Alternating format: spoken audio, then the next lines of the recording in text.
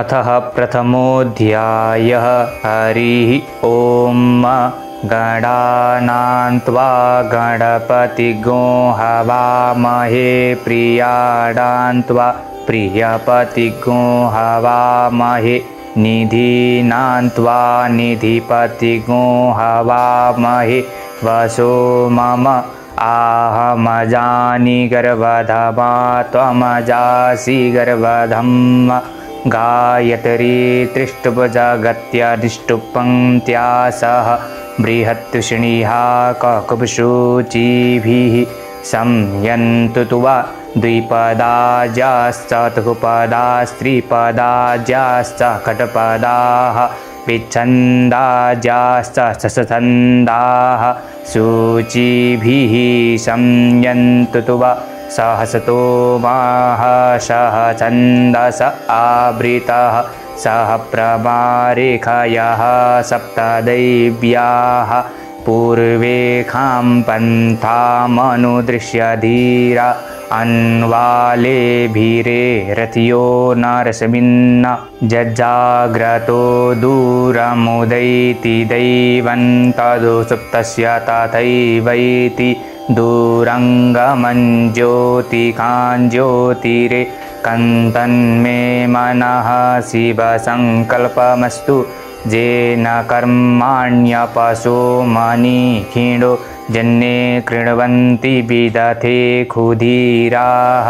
यदपूर्वं जक्षमन्तः प्रजानां तन्मे मनः शिवसङ्कल्पमस्तु यत्प्रज्ञानमुत चेतो धृतिश्च ज्योतिरन्तरमृतं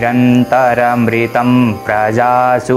यस्मान्नरिते किञ्चन कर्म क्रियते तन्मे मनः शिवसङ्कल्पमस्तु येनेदं भूतं भुवनं भविष्यत् परिगृहे त्वममृतेन सर्वं येन जन्यसतायते सप्तहोता तन्मे मनः शिवसङ्कल्पमस्तु यस्मिन् ऋचः सामयजुगुंखि यस्मिन् प्रतिष्ठिता रथनाभाविवाराः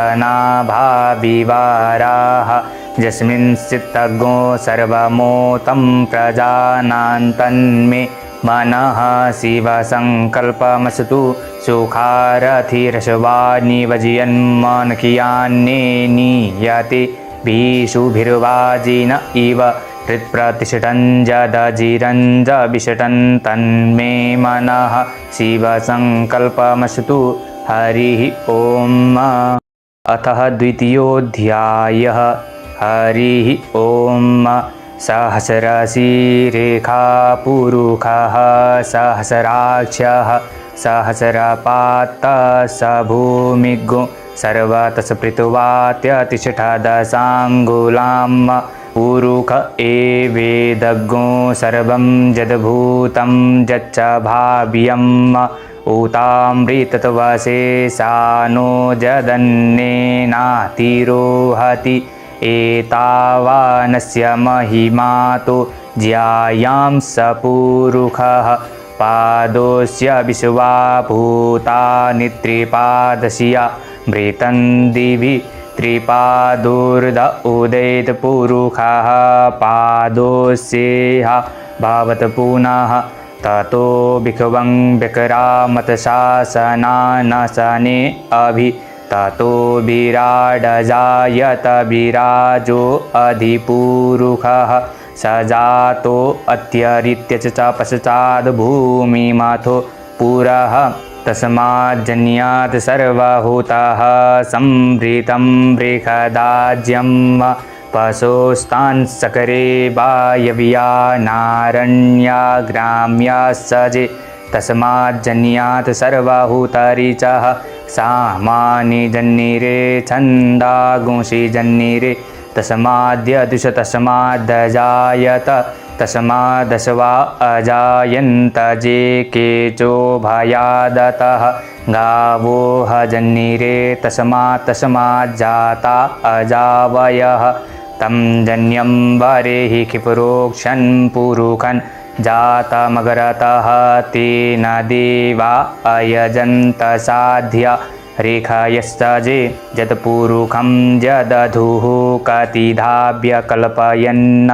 मुखाङ्किमस्यासीत् किं बाहु किमूरु पादा उच्येते ब्राह्मणोऽस्य मुखमासीद् बाहुराजन्यः कृतः ऊरु तदस्य ददवैश्यः पदव्यां गोशूद्रो अजायत चन्द्रमा मनसो जातसख्योः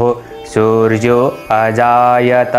क्षोत्राद्वायुश्च प्राणश्च मुखादग्निरजायत नाभ्या आसीदन्तरिक्षगो शेषृणोद्योः समवर्तत पृथिव्यां भूमिर्दिशः क्षोत्रा तथा लोकाल् अकल्पयन्न जतपुरुषेण हविखा देवाजन्यमतन्वत वसन्तोऽस्या श्रीदाज्व्यं द्रेक्ष्म इदमः शरद्वविः सप्तास्यासन् परिधय स्त्रीः सप्तसमिधः कृताः देवाजन्यनियन्तन्वानान् अवदन्यन् पुरुषं पशुं जन्येन जन्यमयजन्त देवास्थानि धर्माणि प्रथमान्य सन्नाते हनाकं महिमानः सचन्द्रजत्र पूर्वे साध्याः सन्ति देवाः अद्भ्यः संवृतः पृथिव्यैरसा च विश्वकर्मणः समवर्तताग्रे तस्य तष्टाविदद्रूपमेति तन्मर्त्यस्य देवत्वमाजानमग्रे वेदाहमेतं पुरुषं महान्तमादित्यवर्णन्तमसः परसतात् तमेव विदित्वाति मृत्युमेति नान्यः पन्था विद्यते यनाय प्रजापतिश्चरति गर्भे अन्तर्जायमानो बहुधा विजायते तस्य योनिं परिपश्यन्ति धीरास्तस्मिन् हतचतुर्भुवनानि विश्वा जो देवेभ्य आतपति जो देवानां पुरोहितः पूर्वो जो देवेभ्यो जातो नमो रुचाय ब्रह्मये रुचं ब्रह्मं जनयन्तो देवा अग्रे तदब्रुवन्न जस्त्वैवं ब्राह्मणो विद्यास्तस्य देवा असन्वसे श्रीसते लक्ष्मीश्च पत्न्या वहोरात्रे पार्श्वे नक्षत्राणि रूपमश्विनौ व्यात्तम् इषणन्निखाडमुम् इखाड सर्वलोकम् इखाड हरिः ॐ। अथ तृतीयोऽध्यायः हरिः ॐ। आसुः शिशानो वृषभो न भीमो घनाघनः शोभाडसचरे खडीनां संक्रन्दनो निमिष एकवीरः शतगो सेना अजयत शाकमिन्द्रः संक्रन्दनेनानिमिषेण जिष्णुना यत्कारेण दुःश्यवनेन दृष्टुना तदिन्द्रेण जयत तत्सहध्वं युधो नर इखु हसते न वृषणा स इखु हसतैः स निखङ्गिभिर्वशी सग्गो स्रष्टा स युध इन्द्रो गणेन सग्गो सृष्टसदिथसोमपाबाहु सदुग्रधन्वा प्रतिहिताभिरसता बृहस्पते परिदीया रथेन रक्षोः मित्रा अपबाधमानः प्रभञ्जन्त सेनाः प्रमीडो जुधा जयन्नस्माकमेद्य वितारथानां बलविज्ञायस्तवीरः प्रवीरः सहस्वान् वाजी सहमान उग्रः अभिवीरो अभिसत्वासहो जाजैत्रमिन्द्ररथमा तिष्ठ गोवित्त गोत्रविदं गोविदं वज्रबाहुञ्जयन्तमज्म प्रमीडन्तमोजसा इमगो सजाता अनुवीर यद्वमिन्द्रगो सखायो अनुषग्गो रवध्वम्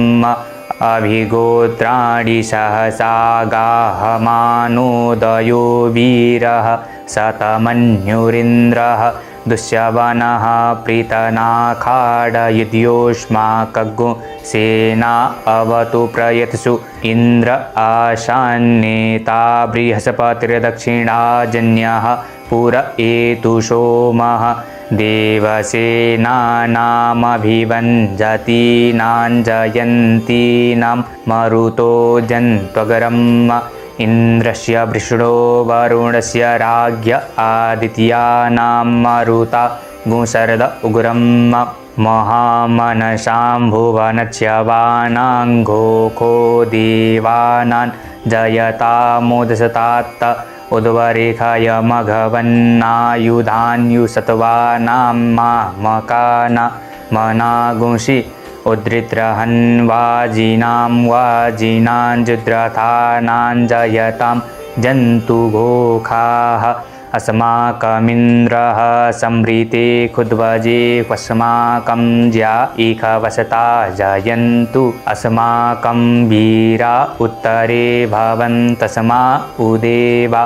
अवता हवेखु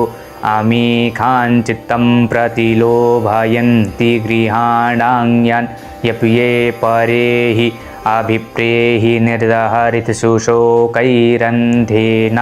मित्रास्तमसा सचन्ताम् अवसृष्टा परापत सर्वे ब्रह्मसगो सीते गच्छान्मित्रान् प्रपद्यस्व मामीखां कञ्चनोच्छिखः प्रेता जयता नर इन्द्रो वः शर्म गच्छतु उग्रावः सन्तु वाहवो नादृकिया जथा सथ असौज्यासेना मरुतः परेखामभ्यैति न ओजसा स्पर्धमानाः ताङ्गुहत तमसा पव्रते न जथामि अन्यो अन्यन्न जानन्न यत्र बाणाः सम्पतन्ति कुमारा विशिखा इव तन्न इन्द्रो बृहस्पतिरदितिः शर्म गच्छतु विश्वाः शर्म गच्छतु मर्माडिते वर्मणाच्छादयामिषो मस्त्वा राजामृतेनानुवसताम् उरोर्वरीयो वरुणसिते क्रीडोतु जयन्तन्त्वा नु देवा मदन्तु हरिः ॐ। अथ चतुर्थोऽध्यायः। हरिः ॐ। बिभ्राड् बृहत् पिबतु सौम्यं मध्वायुर्धदजन्यपतावविरुतं वातजूतो ज्यो अविरक्षतितमना प्रजाः पुपोख पुरुधा विराजति उदित्यञ्जातवेदसन्देवं वहन्ति केतवः दृशे विश्वाय सूर्यं जेनापावकचक्षसा भूरण्यन्तञ्जना अनु तं वरुण पश्यसि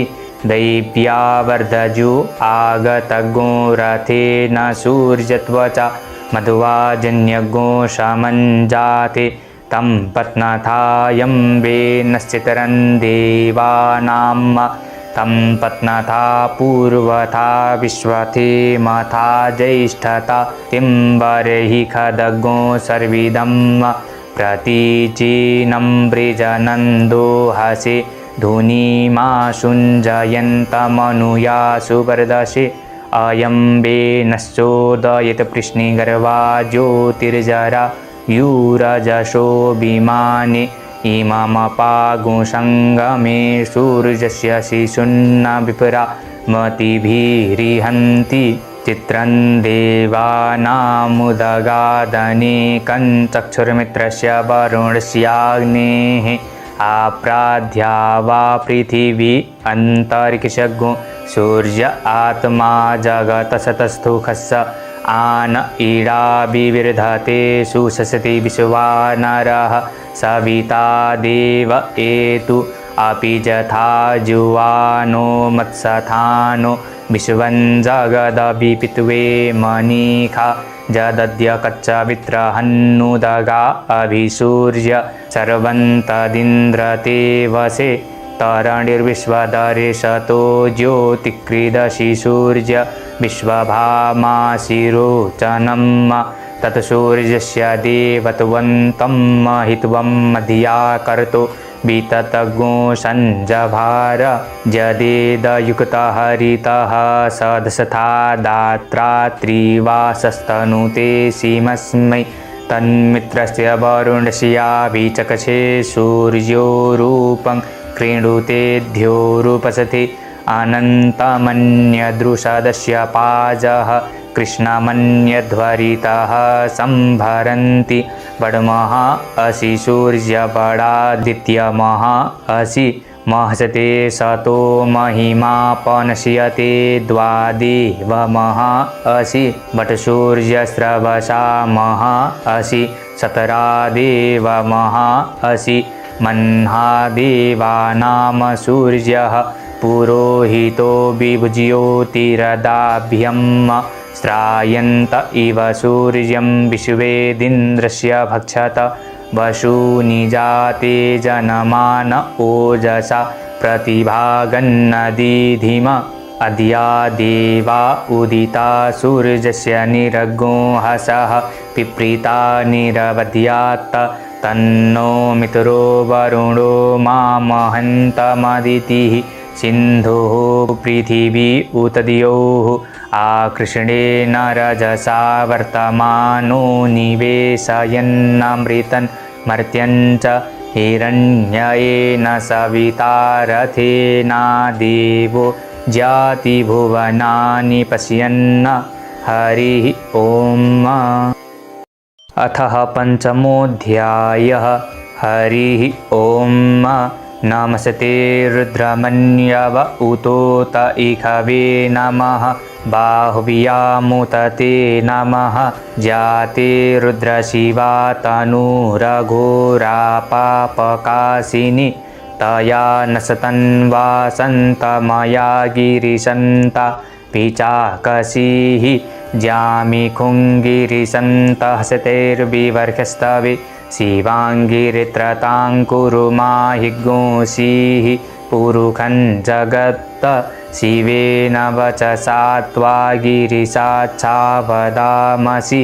यथा नः सर्वमि जगदयक्ष्मगो सुमना असत्त अद्य वोचदधिवक्ता प्रथमो दैव्योऽभिखक्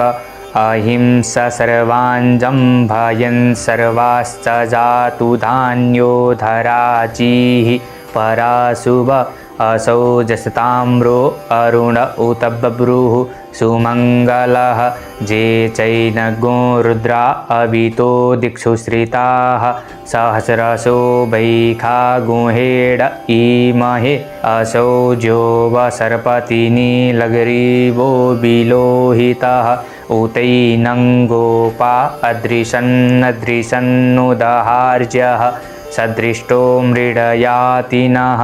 नमोऽस्तु नीलग्रीवाय सहस्राक्षाय मीडुखे अथो जे अस्य सत्वानो हन्तेभ्यो करन्नमः प्रमुञ्च धन्वनस्वमुभयोरात्न्योर्ज्याम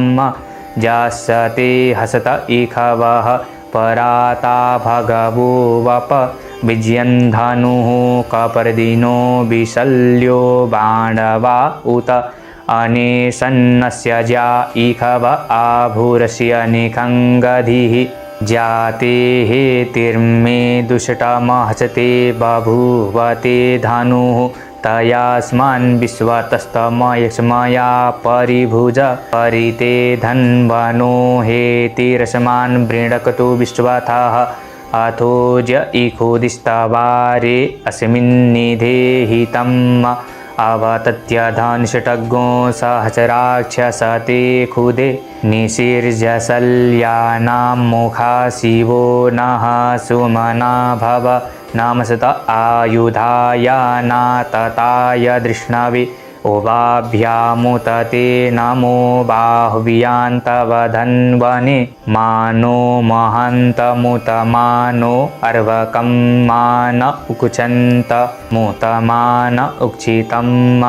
मानो वधीः पितरं मोत मातरं मानः प्रियास्तन्वो रुद्ररीरिखः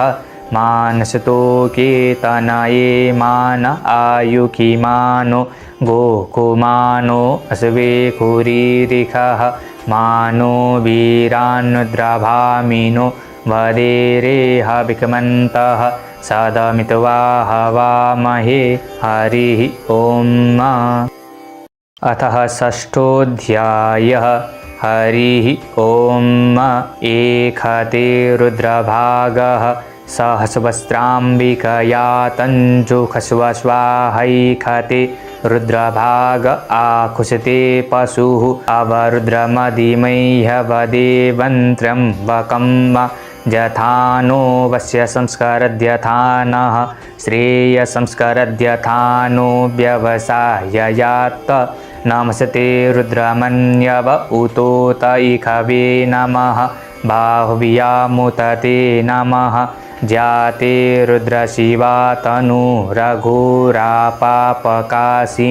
तया नसतन्वा सन्तमया गिरिसन्त विचाकसीः न तं विदाथज इमा जनानान्त्र्यदुष्मान् कमन्तरं बभूव निहारेण प्रावृता जल्फ्या च सुत्रिप उकुथाश सश्चरन्ति विश्वकर्मा ह्यजनिष्ठदेव आदिर्गन्धर्वो अभवद्वितीयः तृतीयः पिता जनितौखदीनामपाङ्गर्व्यधाधात् पुरतराः मे दुष्टमशिवतमशिवो नः सुमना भव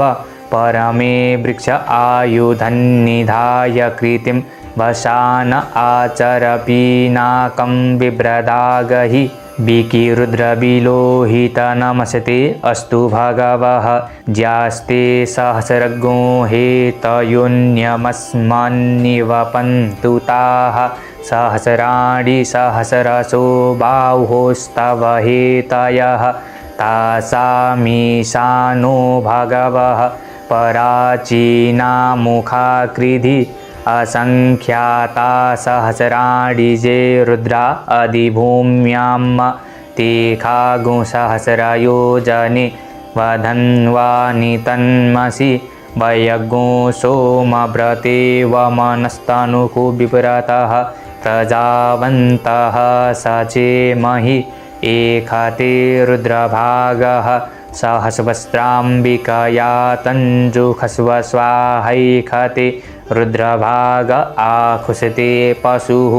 अवरुद्रमदिमह्यवन्देवन्त्रम्बकं जथानो वस्य संस्करद्यथानः श्रेयसंस्करद्यथानो व्यवसाययात् भेखजमसि भेखजङ्गवे स्वाय पुरुखाय भेखजं सुखं मेखाय मेख्यै त्र्यम्बकं जजामहे सुगन्धिं पुष्टिवर्धनम् उर्वारुकमिव बन्धनात् मृत्योर्मुक्षीयमामृतात् त्र्यम्बकं जजामहे सुगन्धिं पतिवेदनम् उर्वारुकमिव बन्धनादितो मुक्षीयमामुतः एतत्ते रुद्रा वसन्तेन परो मुजवतोतिः अवततधन्वा पिनाकावसः कृत्तिवासा अहिगोसन्नः शिवोतिः त्रयायुखञ्जमदग्नेः कश्यपस्य त्रयायुखं जद्देवे कुत्र्यायुखं तन्नो अस्तु त्रयायुखं शिवो नामाशिष्वधितिष्ठते पिता नमस्ते अस्तु माहिगोषीः निवर्तयां यान्युखेन्नाध्याय प्रजननाराय सुपोखाय सुप्रजास्त्वा यशुवीर्याय ईश्वरो वरदो नित्यं वृषगामि त्रिशूलधृक् त्रिनेत्रो दक्षमथनो रुद्रः शान्तिं ददातु मे। ॐ शुभं रुद्रः सुप्रसन्नः सुप्रीतो वरदो भव। हरिः ॐ ऋचं वाचं प्रपद्ये मनोजजुः प्रपद्ये सामप्राणं प्रपद्ये चक्षुः श्रोत्रं प्रपद्ये वागोजः सहौजो महि प्राणपानो जन्मे छिद्रं चक्षुषो हृदयस्य मनसो वाति तृणं बृहस्पतिर्मे दधातु सन्नो भवतु भुवनस्य जस्पतिः भूर्भुवः स्वः कया नश्चित्र आभुवदूति सदा वृदः सखा कया सशिष्टया वृता कस्त्वा सत्यो मदानां मग्गोहिष्टो मत्सदन्धसः दृढाचिदारुजे वसु अभिखुणः सखीनामविता जरितॄणां शतं भवास्यूतिभिः कया त्वन्न ऊत्याभिप्रमन्दसे बृहन्न कयास्तु त्रिभ्य आभर इन्द्रो विश्वस्य राजति सन्नो अस्तु द्विपदे सञ्चतुष्पदे सन्नो मित्रः संवरुणः सन्नो भवत्वर्यमा सन्न इन्द्रो बृहस्पतिः सन्नो विष्णुरुक्रमः सन्नो वातः पवतागुं सन्नस्तपतु सूर्यः सन्नः कनिक्रददेवः पर्जन्यो अभिवर्षतु अहानिशं भवन्तु नः सग्गो रात्रिः प्रतिधीयतां सन्न इन्द्राग्नि भवतामहोभिः सन्न इन्द्रावरुणा रातहव्या सन्न इन्द्रापूखणा वाजसातौ समिन्द्रा सोमासुविताय संज्योः सन्नो देवीरविष्टाय आपो भवन्तु पीतये संज्योरविस्रवन्तु नः स्योना पृथिवी नो भवानृचरा निवेशनि जच्छानः सर्मसप्रथाः आपोहिष्टामयो भुवसतान ऊर्जे दधातन महेरणाय चक्षसे ज्योवः शिवतमो रसस्तस्य भाजयते हनः उसतीरिव मातरः तस्मा अरङ्गमाववो यशक्षयाय जिन्वथ आपो जनयथा च नः द्योः शान्तिरन्तरिक्षगो शान्तिः पृथिवी शान्तिरापः शान्तिरोषधयः शान्तिः वनस्पतयः शान्तिर्विश्वे देवाः शान्तिर्ब्रह्म शान्तिः सर्वज्ञो शान्तिः शान्तिरेव शान्तिः सामा शान्तिरेधि धृते दृग्गो हमा मित्रस्य मा चक्षुका सर्वाणि भूतानि समीक्षन्तां मित्रस्य हञ्चक्षुखा सर्वाणि भूतानि समीक्षे मित्रस्य चक्षुखा समीक्ष्यामहे धृते दृग्गो हमा ज्योक्ते सन्दृशि जिबिया संज्योक्ते सन्दृशि जिबिया सम्म नामस्ते हरसे शोचिखे नामस्ते अस्त्वर्चिखे अन्यास्ते अस्मत्तपन्तु हेतयः पावको अस्मभ्यग्गो शिवो भव नमस्ते अस्तु विद्युते नमस्ते स्तन इत्यवे नमस्ते भगवन्नस्तु जतः स्वः समीहसे जतो यतः समीहसे ततो नो अभयं कुरु सन्नः कुरु प्रजाभ्यो भयन्नः पशुभ्यः सुमित्रियान आप ओषधयः सन्तु दुर्मित्रियास्तस्मै सन्तु ज्योष्मान् द्वेष्टियं च वयं द्विक्मः तच्चक्षुर्देवहितं पुरस्तात् शुक्रमुच्चरत् पश्येम शरदः शतं जीवेम शरदः शतज्ञो शृणुयाम शरदः शतं प्रभ्रवाम शरदः शतमदीनाः स्याम शरदः शतं भूयश्च शरदः शतात् हरिः ओम्।